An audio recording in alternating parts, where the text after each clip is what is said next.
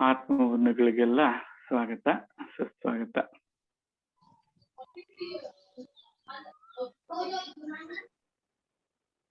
ಇವತ್ತಿನ ವಿಷಯ ಸ್ವಲ್ಪ ಗಂಭೀರವಾಗಿರ್ತದೆ. ಅದನ್ನ ಅರ್ಥ ಮಾಡ್ಕೋಬೇಕು ಅಂದ್ರೆ ಮನಸ್ಸು ಬುದ್ಧಿಗಳು ಸ್ವಲ್ಪ ಶಾಂತವಾಗಿದ್ರೆ ಮಾತ್ರ ಅದು ಏನಾದ್ರೂ ಒಳಗಡೆ ಹೋಗುತ್ತೆ. ಅದರಿಂದ ಕೇಳ್ಕೊಳ್ಳೋದೇನಪ್ಪ ಎಲ್ರಲ್ಲೂ ಅಂದ್ರೆ, ಸಾಧ್ಯವಾದಷ್ಟು ಆ ಶಾಂತತೆಯನ್ನ ಕಾಪಾಡ್ಕೊಳ್ರಿ ಕೇಳುವಾಗ. ಆ ಶಾಂತತೆಗೆ ಏನಾದ್ರೂ ಸ್ವಲ್ಪ ಭಂಗ ಬರ್ತಾ ಇದೆ ಅಂದ್ರೆ ಕಣ್ಣು ಮುಚ್ಚುವಂಥದ್ದು ಮಾಡ್ಕೊಳ್ಳಿ. ಸ್ವಲ್ಪ ಕಣ್ಣು ಮುಚ್ಕೊಂಡು ಆ ಪ್ರತಿ ಶಬ್ದನೂ ಕೇಳಿಸ್ಕೋಬೇಕು, ಸರಿಯಾದ ರೀತಿಯಲ್ಲಿ ಕೇಳಿಸ್ಕೋಬೇಕು.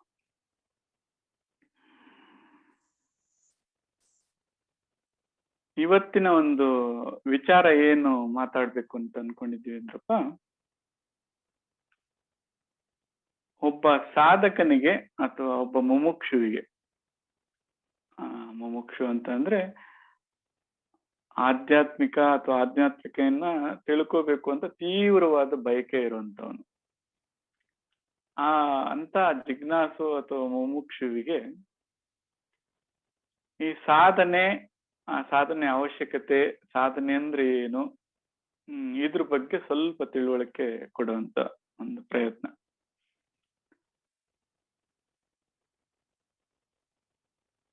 ಯಾವುದನ್ನ ಅವನು ತಿಳ್ಕೋಬೇಕು ಅಂತ ಹೊರಟಿದಾನೋ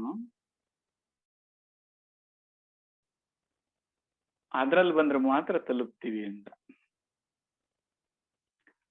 ಹಾಗಾದ್ರೆ ಡೆಲ್ಲಿಲೇ ಇರುವಂತವ್ರು ಯಾವ್ದ್ರಲ್ಲಿ ಹೋಗ್ಬೇಕು? ಸೊ ಡೆಲ್ಲಿಲೇ ಇರುವಂತವ್ರು ಯಾವ ವೆಹಿಕಲ್ಸು ಬೇಕಾಗಿಲ್ಲ. ಈಗ ಪರಿಚಯ ಆಗ್ಬೇಕಾಗಿರೋದು ನಾವೆಲ್ಲ ಡೆಲ್ಲಿಲೇ ಇದ್ದೀವಿ ಅಂತ.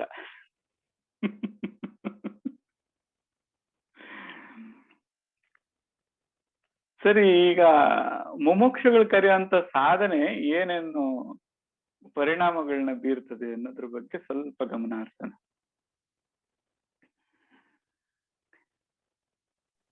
ಈ ಸಾಧಾರಣವಾಗಿ ಮುಮುಕ್ಷುಗಳು ಏನಕ್ಕೆ ಸಾಧನೆ ಮಾಡ್ಬೇಕು ಅಂತ ಅವರು ಗಂಭೀರವಾಗಿ ಪ್ರಶ್ನೆ ಮಾಡ್ಕೊಂಡ್ರೆ, ಎಲ್ಲೋ ಒಂದ್ ಕಡೆ ಆ ಒಂದು ಏನ್ ಕರಿತೀವಿ, ಜಗತ್ತಿನಲ್ಲೆಲ್ಲ ಅತ್ಯಂತ ಗುರುತಿಸ್ಕೊಳ್ಳುವಂತ ವ್ಯಕ್ತಿ ಆಗ್ಬೇಕು ಅಥವಾ ಅತಿಯಾದ ಮಹತ್ವಾಕಾಂಕ್ಷೆ ಇರುವಂತ ಒಂದು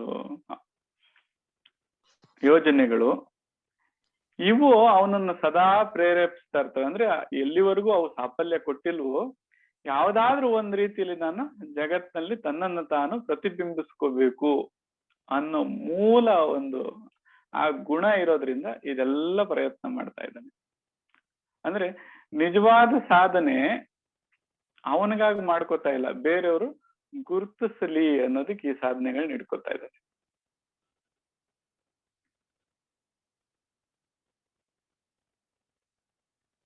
ಈ ಬೇರೆಯವ್ರನ್ನ ಮೆಚ್ಚಿಸುವಂತ ಕಾರ್ಯಕ್ರಮ ಇದು ಒಂದಲ್ಲ ಒಂದಿನ ನಿಜವಾಗ್ಲೂ ಒಂದು ಕಾರ್ಯಕ್ರಮ ಫೇಲ್ ಆಗ್ತದೆ, ಅಸಫಲ್ಯಗೊಳ್ತದೆ. ಅದು ಅಂತ ಅಸಫಲ್ಯವಾಗುವಂತ ಒಂದು ಕಾರ್ಯಕ್ರಮಕ್ಕೆ ಇಷ್ಟು ಒಂದು ಬಂಡವಾಳನ ಹೂಡಬೇಕಾ ಅನ್ನುವಂತ ಪ್ರಶ್ನೆ ಮಾಡ್ಕೋಬೇಕು. ಯಾಕೆ ಅಂತ ಕೇಳಿದ್ರೆ, ಈ ಬಿಳಿ ಬಟ್ಟೆ ಅಂತ ನೋಡ್ಬೇಕು ಅಂತ ಅನ್ಕೊಂಡಂತ ವ್ಯಕ್ತಿ ಈಗ ಬರುವಂತ ಸಾಧನಗಳು ಅಂದ್ರೆ ಕೆಂಪು ಕನ್ನಡಕ, ಹಸಿರು ಕನ್ನಡಕ ಅಥವಾ ನೀಲಿ ಕನ್ನಡಕ, ಯಾವ ಕನ್ನಡಕವನ್ನು ಅವನು ಧರಿಸ್ತಾನೋ ಆ ಬಣ್ಣ ಆಗಿ ಕಾಣಿಸ್ತದದು. ಈಗ ಕೆಂಪು ಹಾಕೊಂಡವನಿಗೆ ಕೆಂಪಾಗಿ ಕಾಣಿಸುತ್ತೆ, ನೀಲಿ ಹಾಕೊಂಡವನಿಗೆ ನೀಲಿ ಆಗಿ ಕಾಣಿಸ್ತದೆ ಆ ಬಿಳಿ ಬಟ್ಟೆ. ಈ ಕೆಂಪು ಸಾಧನ ಬಳಸಿದಂತವ್ರದ್ದು ಒಂದು ಗುಂಪು, ಹಸಿರು ಕನ್ನಡಕ ಬಳಸಿದಂತವ್ರು ಒಂದು ಗುಂಪು, ನೀಲಿ ಬಳಸಿದಂತವ್ರದ್ದು ಒಂದು ಗುಂಪು. ಹಿಂಗೆ ನೂರಾರು ಗುಂಪುಗಳಾಗಿ ಏನ್ ಮಾಡ್ತವೆ, ಇವರಲ್ಲಿ ಭೇದ ಬುದ್ಧಿ ಉಂಟಾಗ್ತದೆ. ಇಲ್ಲ ಅದಿರೋದು ಕೆಂಪಿಗೆ, ಇಲ್ಲ ಅದಿರೋದು ನೀಲಿಗೆ, ಅಥವಾ ಅದಿರೋದು ಹಸಿರು ಆಗಿದೆ ಅಂತ ಇವರಲ್ಲಿ ಈ ಜಗಳ ಉತ್ಪತ್ತಿ ಆಗ್ತದೆ, ಅಥವಾ ಭೇದ ಬುದ್ಧಿ ಉಂಟಾಗ್ತದೆ. ಸೊ ನಾವ್ ಹಿಡಿಯುವಂತ ಸಾಧನ ಒಂದು ಇಂಥ ಭೇದ ಬುದ್ಧಿನ ಉಂಟು ಮಾಡ್ಬೇಕಾದ್ರೆ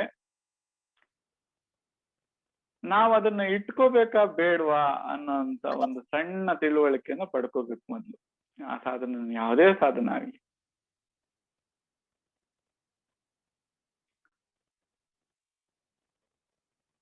ಸಾಧನದ ಒಂದು ಮಿತಿ ಏನಪ್ಪಾ ಅಂದ್ರೆ, ಯಾವ ಸಾಧನನ್ನ ಬಳಸ್ತೀವೋ ಅದು ಆ ತರ ಪ್ರತಿಬಿಂಬನ್ ತೋರಿಸುತ್ತೆ ಪಾಪ ಅದು.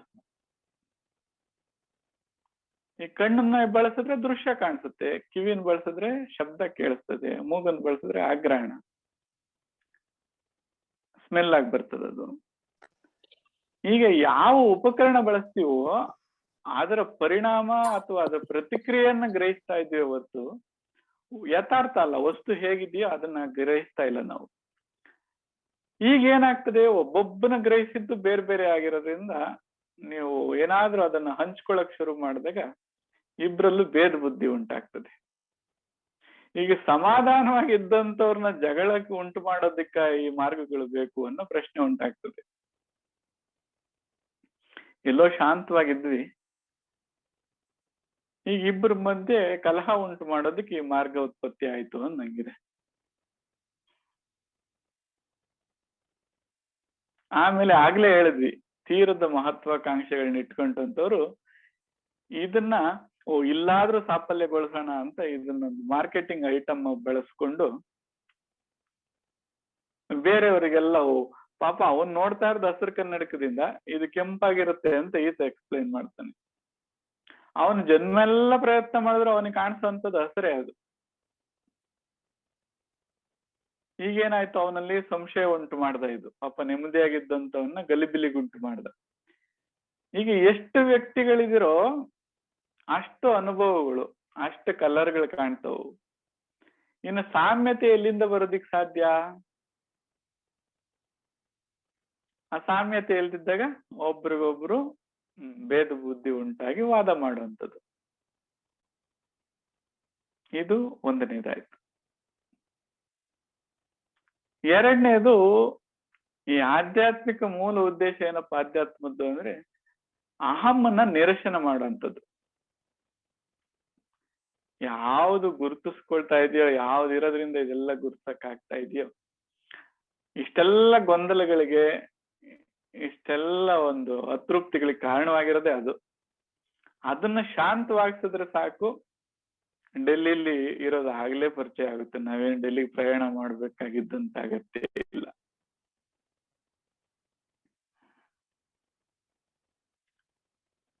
ಸೊ ಯಾವ್ದಾದ್ರೂ ಒಂದು ರೂಪದಲ್ಲಿ ಆ ಅಹಮ್ಮನ ನಿರಸನ ಮಾಡ್ಬೇಕೆ ಹೊರತು ಅದನ್ನ ಪೋಷಣೆ ಮಾಡುವಂಥದ್ದಲ್ಲ. ಸೊ ಅದರಿಂದ ಭೇದ ಬುದ್ಧಿಯನ್ನು ಉಂಟು ಮಾಡ್ತಕ್ಕಂಥ ಯಾವುದೇ ಒಂದು ಮಾರ್ಗ ಇರ್ಲಿ ಅಥವಾ ಯಾವುದೇ ಒಂದು ತಂತ್ರ ಇರ್ಲಿ, ಆಧ್ಯಾತ್ಮಿಕ ಜಿಜ್ಞಾಸುಗಳಾಗಿ ನಾವು ಅದನ್ನ ಚಿಗುರು ಹೊಡೆಯುತ್ತಿರುವಾಗ್ಲೇ ಅದನ್ನ ಕಡ್ದಾಕ್ಬೇಕು, ಅದನ್ನ ಚೂಟಾಕ್ಬೇಕು.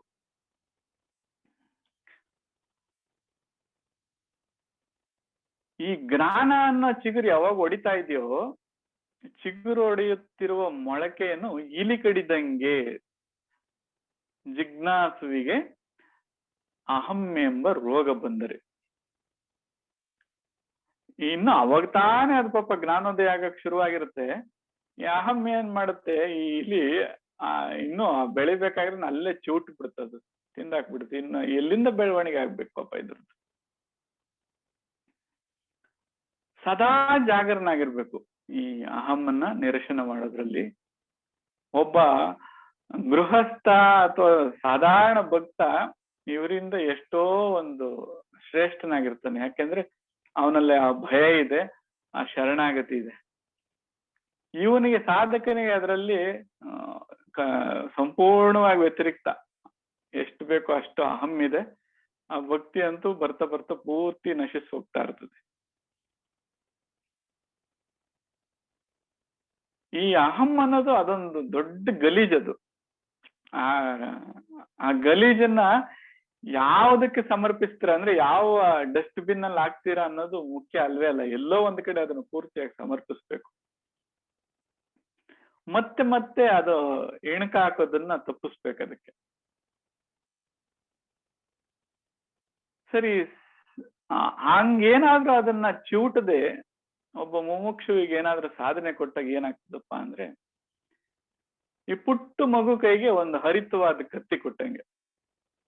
ಅದು ತನಗ್ ತಾನೇ ಘಾಸಿ ಮಾಡ್ಕೋಬಹುದು ಅಥವಾ ಆ ಕೊಟ್ಟಂತವ್ರಿಗೆ ಕೂಡ ಪೆಟ್ಟು ಮಾಡಬಲ್ಲದು. ಎಲ್ಲಿವರೆಗೂ ಅದರ ಒಂದು ಹಿಡಿತ ಬರಲ್ವೋ ಅಲ್ಲಿವರೆಗೂ ಇವುಗಳನ್ನ, ಈ ಶಸ್ತ್ರಗಳನ್ನ ಅವ್ರ ಕೈ ಕೊಡದೇ ಇರೋದೇ ಎಷ್ಟೋ ಒಳ್ಳೇದು. ಅದು ಜಗತ್ತಿನ ದೃಷ್ಟಿಯಿಂದ ಮತ್ತೆ ತಿಳಿಸ್ಕೊಡೋ ಒಂದು ದೃಷ್ಟಿಯಿಂದ ಕೂಡ.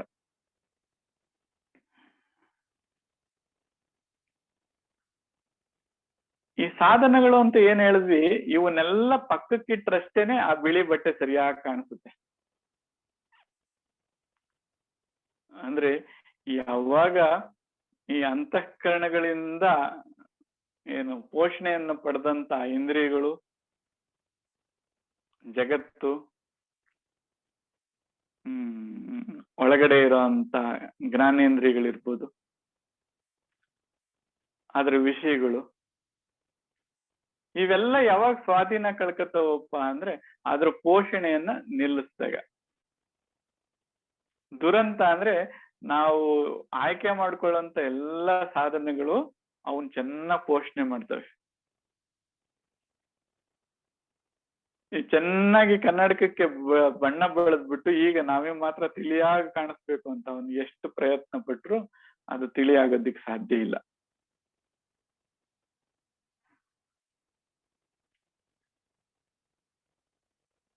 ಈ ರೋಗ ಮೆತ್ತಿಸ್ಕೊಂಡಂತ ಜೀವಿ ಏನ್ ಮಾಡ್ತದೆ, ಪಾಪ ನೆಮ್ಮದಿಯಾಗಿರುವಂತ ಇನ್ನೊಂದು ಮುಮುಕ್ಷು ಜಿಜ್ಞಾಸನ್ನ ಯಾವಾಗ ಚೂಟುತ್ತಾ ಇರ್ತದೆ. ಆ ಚೂಟೋದ್ರಲ್ಲೇ ಆನಂದ ಅದಕ್ಕೆ. ನಿನಗೆ ಅದು ಗೊತ್ತಾ, ನಿನಗಿದು ಗೊತ್ತಾ, ಓ ನನಗಿದು ಬಹಳ ಚೆನ್ನಾಗ್ ಗೊತ್ತು, ನಿಮ್ ಗುರುಗಳಿಗೆ ಅದು ಗೊತ್ತಿಲ್ಲ, ಅದರಿಂದಾನೇ ಅವ್ರು ಹೇಳ್ಕೊಟ್ಟಿಲ್ಲ, ಇದರಿಂದ ಮಾತ್ರ ಸಾಧ್ಯ. ಸೊ ಈ ತರ ಅನುಮಾನ ಮತ್ತೆ ಗೊಂದಲಗಳನ್ನ ಉಂಟು ಮಾಡಿಡ್ತದೆ ಇದು. ಯಾವುದು ಆಲ್ರೆಡಿ ಗೊಂದಲದಲ್ಲಿರುವಂತ ಈ ಮುಮುಕ್ಷು.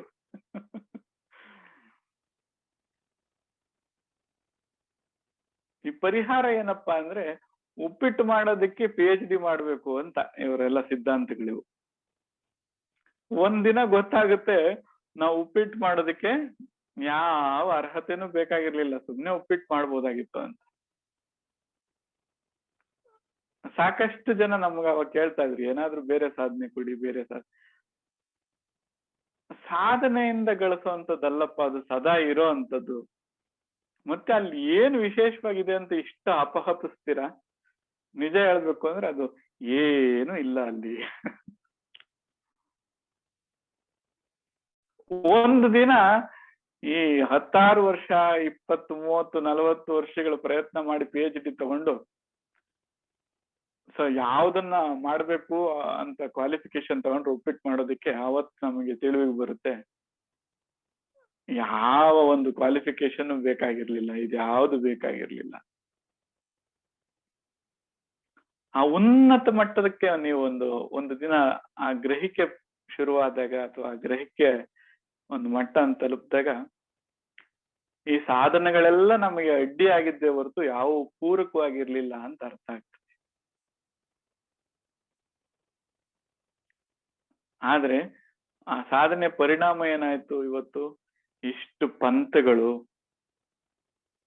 ಇಷ್ಟು ಮಾರ್ಗಗಳು, ಮತ್ತೆ ಇವರಲ್ಲಿರುವಂತ ಭಿನ್ನಾಭಿಪ್ರಾಯಗಳು.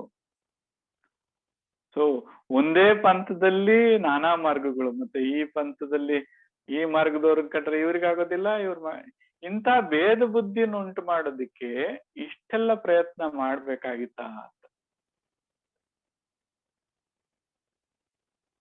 ಆಮೇಲೆ ಸರ್ಟಿಫಿಕೇಟ್ ಇರುವಂತವ್ರು, ನಾನು ಉಪ್ಪಿಟ್ಟು ಮಾಡೋದಕ್ಕೆ PhD ಮಾಡ್ಕೊಂಡಿದ್ದೀನಿ ಅನ್ನೋರು ಮಾತ್ರ ಉಪ್ಪಿಟ್ಟು ಮಾಡ್ಬೇಕು ಅಂತ ಹೇಳಂತದ್ದು. ಪಾಪ ಇವ್ರಿಗಿನ್ನ ಸೊಗಸಾಗಿ ಉಪ್ಪಿಟ್ಟು ಮಾಡೋಂಥವ್ನು ಬಂದ್ರೆ ಅವನಿಗೆ ಯಾವ ಸರ್ಟಿಫಿಕೇಟ್ಸ್ ಇಲ್ಲ, ಅವನು ಉಪ್ಪಿಟ್ಟು ಅದೇನು ಮಾನ್ಯ ಇಲ್ಲ ಅಂತ ಹೇಳುವಂಥದ್ದು. ಈ ತರ ಎಲ್ಲ ಗೊಂದಲಗಳನ್ನ ಉಂಟು ಮಾಡ್ತದೆ. ಸಾಮ್ಯತೆ ಅಥವಾ ಎಲ್ಲರಲ್ಲೂ ಒಂದಾಗಿ ನಾವು ಬಾಳ್ಬೇಕು ಅಂತ ಆ ಒಂದು ಭಾವನೆಯನ್ನು ಒಳಗಿಟ್ಟುಕೊಂಡಾಗ ಯಾವ ಪಂಥಕ್ಕಾಗ್ಲಿ ಯಾವ ಮಾರ್ಗಕ್ಕಾಗ್ಲಿ ನಾವು ಮೆತ್ಕೋಬಾರ್ದು. ಮೆತ್ಕೊಂಡ್ವಿ ಅಂದ್ರೆ ಈ ಗೊಂದಲ ತಪ್ಪಿದ್ದಲ್ಲ, ಈ ಬೀಜ ಮುಂದುವರಿತದೆ ಇದು. ಅದರಿಂದ ಎಲ್ಲರಲ್ಲೂ ಕೇಳ್ಕೊಳ್ಳೋಂಥದ್ದು, ಯಾವ ಮಾರ್ಗಕ್ಕೂ ಮೆತ್ತಾಕೋಬೇಡಿ, ಯಾವ ಪಂಥಕ್ಕೂ ಮೆತ್ತಾಕೋಬೇಡಿ. ಗುರುಗಳ ಹೆಸರನ್ನು ಕೇಳಂತ ಇಂಥ ಕೀಟಲೆ ಮಾಡೋ ವ್ಯಕ್ತಿಗಳಿರ್ತಾರೆ. ಅಂದ್ರೆ ಆ ಗುರು ಅನ್ನೋರು ಏನು 10,000 ಜನ ಇದೆಯಾ ಗುರುತತ್ವ ಅನ್ನೋದು, 1000 ಇದೆಯಾ? ಇರೋದು ಒಂದೇ ತಾನೆ. ಆ ಒಂದು ಗುರುತತ್ವದ ಮಕ್ಕಳು ತಾನೆ ಎಲ್ಲಾರು ಇವರು. ಅದರಲ್ಲಿ ನಿಮ್ಮ ಗುರು ಜಾತಿ ಯಾವುದು, ನಿಮ್ಮ ಗುರು ಜಾತಿ ಯಾವುದು, ಅದರಲ್ಲಿ ಭೇದ ಹುಡುಕುವಂತ ಈ ಅಜ್ಞಾನಿಗಳಿಗೆ ಏನಂತ ಹೇಳ್ಬೇಕು? ಅವ್ರ ಬಳಿ ಮಾತನಾಡದೇ ಇರೋದೇ ಒಳ್ಳೇದು. ನಾನು ಗುರುಪುತ್ರ ಅಂತ ಹೇಳಿದ್ರೆ ಆಯ್ತಷ್ಟೇ, ಅದು ಎಲ್ರು ಗುರುಪುತ್ರರೇ. ಏನಪ್ಪಾ, ಸೊ ಇಂಥ ಒಂದು ತಿಳ್ಕೊಂಡ್ವಿ ಅನ್ನೋ ಮತ್ತು ತಲೆಗೇರಿ ಸಹಜವಾಗಿರುವಂತ ಭಕ್ತ ಅಥವಾ ಏನ್ ಹೇಳ್ತೀವಿ ಸಾಮಾನ್ಯ ಗೃಹಸ್ಥನಿಗಿಂತನೂ ಮದವೇರಿದ ಒಂದು ಮತಿಗೆಟ್ಟ ಮಾರ್ಗ ಹಿಡ್ದಂತವನಾಗ್ಬಿಡ್ತಾನೆ ಇವನು. ಇದು ಗುರುವಿನ ಕರ್ತವ್ಯ ಅಥವಾ ಬೋಧನೆ ಮಾಡುವಂತವನ ಕರ್ತವ್ಯ.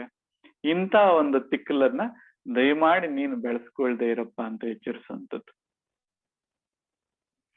ಯಾವುದೋ ಒಂದು ಸಂದಿನಿಂದ ಇದು ಇಣಕಾಗ್ತಾ ಇರುತ್ತೆ, ನಾನು ಈಗ ಬರ್ಲಾ ಅಂತ.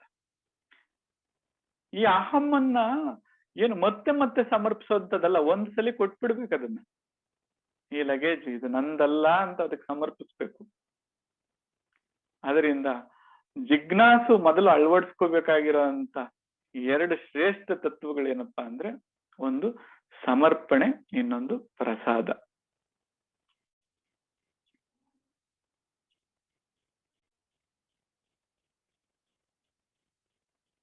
ಸೊ ಯಾವಾಗ ಸಂಪೂರ್ಣವಾಗಿ ತನ್ನನ್ನು ತಾನು ಸಮರ್ಪಿಸ್ಕೊತಾನೋ, ಈ ಪ್ರಶಂಸೆಗಳು ಇವೆಲ್ಲ ಒಂಥರ ಬೇರೆ ಹುಚ್ಚನಾಯಿ ಬಂದು ಇವನು ಕಡ್ದಂಗೆ. ಇವೆಲ್ಲ ಮನ್ನಣೆ, ಪ್ರಶಂಸೆ, ಮದ, ಅಸೂಯೆ ಮತ್ತು ಇವೇನೇನಿದಾವೆ ಇವೆಲ್ಲ ಎಷ್ಟು 100 ಹುಚ್ಚನಾಯಿಗಳಿದಾವೆ ಜಗತ್ತಿನಲ್ಲಿ. ಇದು ಯಾವಾಗ ಕಡಿತಾವ ಗೊತ್ತಿಲ್ಲ ನಿಮ್ಗೆ. ಅವು ಕಡಿದ್ವಾ ಆ ಹುಚ್ಚೇರೋದು ಗ್ಯಾರಂಟಿ.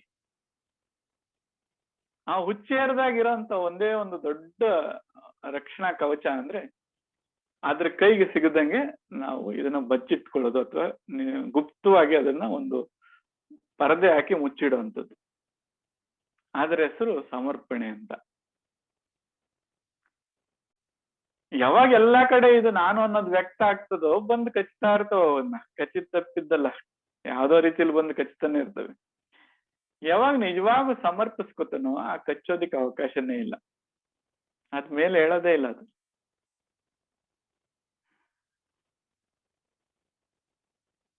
ಎರಡನೇದು ಪ್ರಸಾದ ಅಂತ. ಅದ್ ಏನು ಬಂದಿದೆಯೋ ಬದುಕಲ್ಲಿ ಇದೆಲ್ಲ ಅದು ಕೊಟ್ಟಿರೋ ಅಂತ ಒಂದು ಗಿಫ್ಟ್. ಅದನ್ನ ಕುಂಫು ಪಾಂಡಾಲ್ ಬರುತ್ತೆ ಏನಂತದ್ದು, ಎಸ್ಟರ್ಡೇ ಅದು ಹಿಸ್ಟ್ರಿ ಅಂತ. ನಿನ್ನೆ ಏನಿತ್ತು ಅದು ಗತಿಸೋಯ್ತು, ಇನ್ನು ಮತ್ತೆ ಅದರಿಂದ ಏನು ಬರುವಂತದಿಲ್ಲ. ಮುಂದೆ ಅಲ್ಲಿ ಏನೋ ಒಂದು ಕುತೂಹಲ, ಒಂದು ಅದ್ಭುತ ಇದ್ದಂಗೆ ಅದು ಮುಂದೆ ಅನ್ನೋಂಥದ್ದು. ಅಲ್ಲಿ ಏನಾಗ್ತದೋ ಗೊತ್ತಿಲ್ಲ, ಏನಾದ್ರೂ ಬರ್ಬೋದು ಅಲ್ಲಿಂದ. ಅದೊಂದು ವಿಸ್ಮಯ ತರ ಇದೆ. ಆದ್ರೆ ಇವತ್ತೇನಿದೆ, ಈ ಪ್ರೆಸೆಂಟ್ ಏನಿದೆ, ಇದು ನಿಜವಾಗ್ಲೂ ಗಿಫ್ಟ್. ಅದಕ್ಕೋಸ್ಕರನೇ ಅದರ ಹೆಸರು ಪ್ರೆಸೆಂಟ್. ಪ್ರೆಸೆಂಟ್ ಅಂದ್ರೆ ಉಡುಗೊರೆ ಅಂತ. ಈ ಉಡುಗೊರೆ ಕೊಟ್ಟಾಗ ಪರಮಾತ್ಮ ಗುರುತತ್ವ ಅದನ್ನ ಹೇಗೆ ಸ್ವೀಕರಿಸ್ಬೇಕು, ಅದನ್ನ ಪ್ರಶ್ನೆ ಮಾಡ್ಬಾರ್ದು. ಕಣ್ಣು ಗೊತ್ಕೊಂಡು ಈ ಪ್ರಸಾದ ಹೇಗ್ ತಗೋತೀರಾ, ಕಣ್ಣು ಗೊತ್ಕೊಂಡ್ ತಗೋತೀವಿ. ಆ ತರ ಆ ಪ್ರಸಾದ ಅಥವಾ ಪ್ರೆಸೆಂಟ್ ಅಂತ ಪ್ರಸಾದ ತರ ಸ್ವೀಕರಿಸಿದ್ರೆ ಈ ಟ್ರೈನ್ ಅಲ್ಲಿ ತೂಕ ಹೊತ್ಕೊಂಡು ಹೋಗುವಂತ ಸಮಸ್ಯೆ ತಪ್ತದೆ. ಈ ಟ್ರೈನ್ ಹತ್ತಿದ ಮೇಲೆ ತಲೆ ಮೇಲೆ ಲಗೇಜ್ ಹೊತ್ಕೊಂಡ್ರೆ ಹೇಗಿರುತ್ತೆ? ಅದ್ರ ಅಗತ್ಯ ಇದೆಯಾ? ಒಂದು ಕ್ಷಣ ನಿಜವಾಗ್ಲೂ ಅದನ್ನ ಅರ್ಥ ಮಾಡ್ಕೊಂಡ್ರೆ, ಉಸಿರಾಡಕ್ಕೆ ಎಷ್ಟು ಜನ ಪ್ರಯತ್ನ ಮಾಡ್ತಾ ಇದೀವಿ, ಹೃದಯ ಎಷ್ಟು ಜನಕ್ಕೆ ಬಡಿಸೋದಕ್ಕೆ ಪ್ರಯತ್ನ ಮಾಡ್ತಾ ಇದೀವಿ, ಜೀರ್ಣ ಮಾಡಿಸೋದಕ್ಕೆ ಎಷ್ಟು ಪ್ರಯತ್ನ ಮಾಡ್ತಾ ಇದೀವಿ, ಎಲ್ಲ ಸ್ವಚ್ಛವಾಗಿ ತನ್ನಿಂದ ತಾನೇ ನಡೀತಾ ಇದೆಯಲ್ಲ. ಆ ನಡೆಯೋದಿಕ್ಕೆ ಅವಕಾಶ ಮಾಡ್ಕೊಡ್ಬೇಕು ಜಿಜ್ಞಾಸು. ಈ ಎರಡು ತತ್ವಗಳನ್ನ ಅಳವಡಿಸ್ಕೊಂಡು ನೋಡಿದ್ರೆ, ಒಂದು ಸಮರ್ಪಣೆ, ಇನ್ನೊಂದು ಪ್ರಸಾದ ಭಾವ. ಒಂದು ಸ್ವಲ್ಪ ಅದಕ್ಕೆ ಬೇಲಿ ಹಾಕದಂಗೆ, ಇಲ್ಲ ಅಂದ್ರೆ ಆ ಕುಡಿಯಲ್ಲೇ ತಿಂದಾಕ್ಬಿಡ್ತಾವೆ ಎಲಿಗಳು ಬಂದು. ಬೆಳವಣಿಗೆ ಆಗೋವರೆಗೂ ಆ ಎರಡು ಬೇಲಿನ ಸ್ವಲ್ಪ ಹಾಕೋಬೇಕು.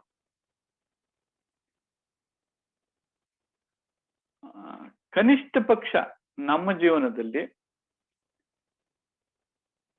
ಈ ಮಾರ್ಗಗಳಿಗೆ ಅಧಿಕವಾದಂತ ಒತ್ತನ್ನು ಕೊಡಬಾರ್ದು ಅಂತ ನಿರ್ಣಯ ಮಾಡಿದೀವಿ. ಯಾಕೆಂದ್ರೆ ಇವು ಕಲಹಗಳನ್ನ ಉತ್ಪತ್ತಿ ಮಾಡ್ತವೆ ಹೊರತು, ನಾವು ಲಕ್ಷ ಮಾರ್ಗಗಳನ್ನ ಕೊಟ್ರೆ ಲಕ್ಷ ಒಂದದ್ ಯಾವುದು ಅಂತ ಕೇಳ್ತಾರೆ, ಲಕ್ಷ ಒಂದನೇದ್ ಯಾವುದು ಅಂತ ಕೇಳ್ತಾರೆ ಹೊರತು, ಆ ಲಕ್ಷದಲ್ಲಿ ಒಂದ್ರಲ್ಲಾದ್ರೂ ನಿಜವಾಗೂ ಅವನು ತೃಪ್ತಿಯಾಗಿ ಊಟ ಮಾಡೋದಿಲ್ಲ. ಆ ತೃಪ್ತಿಯಾಗಿ ಊಟ ಮಾಡೋಂಥವನಿಗೆ ಈಗ ಸುತ್ತಮುತ್ತ ಇರುವಂತ ಊಟನೇ ಸಾಕು, ಅವನಿಗೆ ಬೇರೆ ಮಾರ್ಗ ಬೇಕೇ ಆಗಿಲ್ಲ. ಅವನು ಇರೋ ಬದುಕು, ಅವನ ಬದುಕೇನಿದೆ ಅದೇ ಮಾರ್ಗ ಅವನಿಗೆ.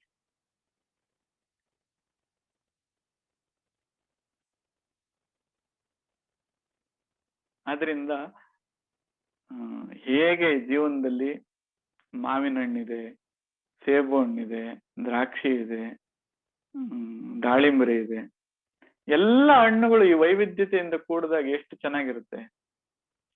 ಎಲ್ರು ಒಂದೇ ಮಾರ್ಗನ ಇಟ್ಕೊಂಡು, ಒಬ್ರು ಚಕ್ರ ಧ್ಯಾನ ಅಂತ ಬರ್ಕೊತಾರೆ, ಇನ್ನೊಬ್ರು ಮಂತ್ರ ಧ್ಯಾನ ಅಂತ ಹೇಳ್ತಾರೆ, ಇನ್ನೊಬ್ರು ಬರೀ ಪ್ರವಚನ ಪಾಠ ಮಾಡಿದ್ರೆ ಸಾಕು ಅಂತಾರೆ, ಇನ್ನೊಬ್ರು ಹಠಯೋಗ ಮಾಡ್ಬೇಕು ಅಂತಾರೆ. ಏನಾಗ್ತದೆ, ಬೇರೆ ಬೇರೆ ಪಂಗಡಗಳು, ಜಾತಿಗಳಾಗಿ ಕಲಹ ಉಂಟಾಗ್ತದಷ್ಟೇ ಇವ್ರ ಮಧ್ಯೆ. ಜಾಣರಾದಂಥವ್ರು ಅದ್ಯಾವುದಕ್ಕೂ ಆದ್ಯತೆ ಕೊಡದೆ ಅಥವಾ ಅವಕಾಶ ಕೊಡದೆ ಮುಂದುವರಿಬೇಕು.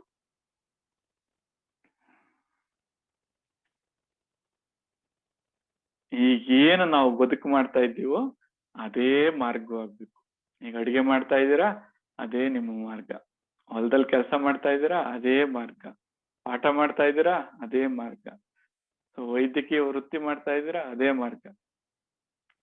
ತೋರಿಸ್ತದೆ ನಿಮ್ಗದು. ಏನು, ಆ ಶಾಂತವಾದ್ರೆ ಸಾಕು, ಈ ಕನ್ನಡಕಗಳೆಲ್ಲ ಪಕ್ಕಕ್ಕೆ ಹೋದ್ರೆ ಸಾಕು, ಮಾರ್ಗ ನೀವು ಡೆಲ್ಲಿಲೇ ಇದ್ದೀರಾ ಅಂತ ಅರ್ಥ ಆಗುತ್ತೆ. ಇನ್ನು ಸ್ವಲ್ಪ ತಮಾಷೆಗೆ ಹೇಳ್ಬೇಕು ಅಂದ್ರೆ, ಈ ನರಿ ಬಂದು ಹುಲಿ ಬಣ್ಣ ಬೆಳ್ಕೊಂಡಂಗ ಆಗುತ್ತೆ. ನರಿಗೆ ಗೊತ್ತಿದೆ ತಾನು ಹುಲಿ ಅಲ್ಲ ಅಂತ, ಜಗತ್ತಿಗೂ ಗೊತ್ತಿದೆ ಅದು ಹುಲಿ ಅಲ್ಲ ಅಂತ. ಮಳೆ ಬಂದು ತಾನು ಬೆಳ್ಕೊಂಡಂತ ಬಣ್ಣ ಎಲ್ಲ ಹೋದ್ ದಿನ ಏನಾಗುತ್ತೆ, ಊರೆಲ್ಲ ನಗಾಡುತ್ತೆ, ನಾಚಿಗೇಡು. ಆದ್ರಿಂದ ಎಲ್ಲಿ ಇದ್ದೀವೋ, ಏನ್ ಮಾಡ್ತಾ ಇದ್ದೀವೋ, ಹೇಗಿದ್ದೀವೋ ಅದೇ ನಮ್ಮ ಗುರಿ ಅಥವಾ ಕೊನೆ ಉದ್ದೇಶ ಆಗಿದೆ. ನಾವು ಯಾವ ಪ್ರದೇಶಕ್ಕೆ ಪ್ರಯಾಣ ಮಾಡ್ಬೇಕು ಅಂದ್ಕೊಂಡಿದ್ವೋ ಈಗ ಅದೇ ಪ್ರದೇಶದಲ್ಲಿ ಇದ್ದೀವಿ, ಅಲ್ಲೇ ಇದ್ದೀವಿ. ಏನಪ್ಪ, ಅದ್ರ ಒಂದು ಗುರುತಿಸುವಿಕೆ ಅಷ್ಟೆ. ಆ ತಿಳುವಳಿಕೆ ಬಂದ ತಕ್ಷಣ ಹೊರಗಡೆ ಹೋದ್ರುನು ನೀವು ಹುಡುಕ್ತಾ ಲಕ್ಷಾಂತರ ಕಿಲೋಮೀಟರ್ ಪ್ರಯಾಣ ಮಾಡ್ಬೇಕು. ನೋಡಿ ಅಲ್ಲಿ ಗ್ಯಾಲಕ್ಸಿಗಳು ಕಾಣ್ತಾ ಇದಾವಲ್ಲ, ಎಷ್ಟು ದೂರ ಹೋದ್ರುನು ಅಷ್ಟು ದೂರ ಪ್ರಯಾಣ ಮಾಡ್ಬೇಕು. ದೂರ ಹೋದಂಗೆಲ್ಲ ಇನ್ನೂ ದೂರ ಆಗ್ತದೆ ಅದು. ಆಂತರ್ಯದಲ್ಲಿ ಪ್ರಯಾಣ ಮಾಡ್ತೀರಾ, ಅದು ಅಷ್ಟೇ ಕಿಲೋಮೀಟರ್ ಹೋಗ್ಬೇಕು. ಒಳಗೆ ಹೋದಷ್ಟು ಹೋದಷ್ಟು ಹೋದಷ್ಟು ಇನ್ನ ಆಳವಾಗಿ ಹೋಗುತ್ತೆ. ಹಾಗಲ್ಲ ಅದು. ಎಲ್ಲಿದ್ದೀರೋ ಅಲ್ಲೇ, ಈಗೆಲ್ಲಿದ್ದೀರೋ ಅಲ್ಲೇ. ಆ ಗುರುತಿಸೋ ಅಂತ ಕಾರ್ಯಕ್ರಮಕ್ಕೆ ಈ ಆಂದೋಲನಗಳೆಲ್ಲ ಕಡಿಮೆ ಆಗ್ಬೇಕಷ್ಟೆ. ಈ ಆಂದೋಲನಗಳು ಕಡಿಮೆ ಆದ ತಕ್ಷಣನೇ ಎಲ್ಲಿದ್ದೀರೋ ಅಲ್ಲೇ ಗೋಚರಿಸ್ತದದು, ಎಲ್ಲಿದೆಯೋ ಅಲ್ಲೇ ಘಟಿಸ್ತದೆ.